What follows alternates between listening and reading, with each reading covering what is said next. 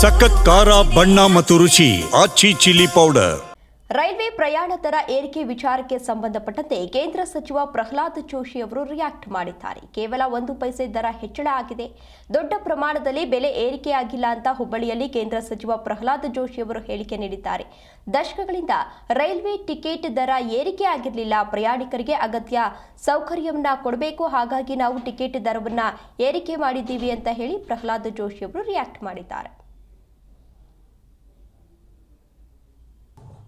ರೈಲ್ವೆದ್ದು ಬೇಕಾಗಿರುವಂಥದ್ದು, ನಾನು opposition party ಒಳಗಿದ್ದಾಗೂ ಈ ಮಾತನ್ನ ಲೋಕಸಭೆದಾಗ ಒಂದು ರೆಕಾರ್ಡ್ ಹೇಳೇನೆ.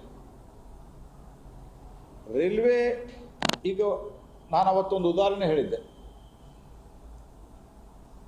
ಇಲ್ಲಿಂದ ಕುಂದಗೋಳಕ್ಕೆ ಬಸ್ಸಿಗೆ ಹೋಗ್ಬೇಕಂದ್ರೆ 50 ರೂಪಾಯಿ ಆಗ್ತದೆ. ಎಷ್ಟಾಗತ್ತಪ್ಪ? 50 ಹೋದಲ್ಲಿಗೆ. ಇನ್ನೊಂದು ಯಾವುದೋ ಊರು ಕಮಡಳ್ಳಿ ಯಾವುದೋ 50 ರೂಪಾಯಿ ಆಗ್ತದೆ. ನೀವು ಟ್ರೈನ್ಲಿ ಹೋದ್ರೆ ಆವಾಗ ನಾ ಹೇಳಿದಾಗ 5 ರೂಪಾಯಿ ಇತ್ತು, ಈಗ ಭಾಳ ಆದ್ರೆ 6 ರೂಪಾಯಿ ಇರಬೇಕು. ಈ ಕ್ವಶನ್ ಏನು ಅಂತಂದ್ರೆ, ಬಡವರಿಗೆ ಹೊರೆ ಆಗಬಾರ್ದು, ಆದ್ರೆ ಮಿನಿಮಮ್ ಫೆಸಿಲಿಟಿ ಕೊಟ್ಟು ಒಳ್ಳೆ ನೀರು, ಒಳ್ಳೆ ಸ್ವಚ್ಛತೆ, ಒಳ್ಳೆ ಸ್ಟೇಷನ್ ಇದನ್ನು ಕೊಟ್ಟು ನಡೆಸ್ಬೇಕು. ವರ್ಷಾನುಗಟ್ಲೆಯಿಂದ ಇದು ಪೊಲಿಟಿಕಲ್ ಟೂಲ್ ಮಾಡಿಕೊಂಡು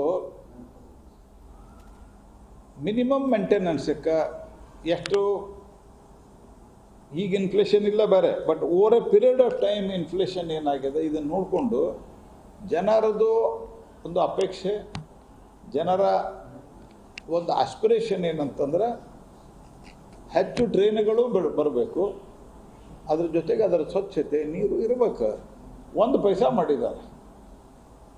3-4 ರೂಪಾಯಿ ಡೀಸೆಲ್ ರೇಟ್ ಜಾಸ್ತಿ ಮಾಡ್ಯಾರ ಇಲ್ಲಿ 2 ಸರ್ತೆ. ಆ ಪ್ರಮಾಣದಾಗಂತೂ ನಾವು ಮಾಡಿಲ್ಲ. ಸೆನ್ಸಿಟಿವ್ ಆಗಿ ತೀರಾ.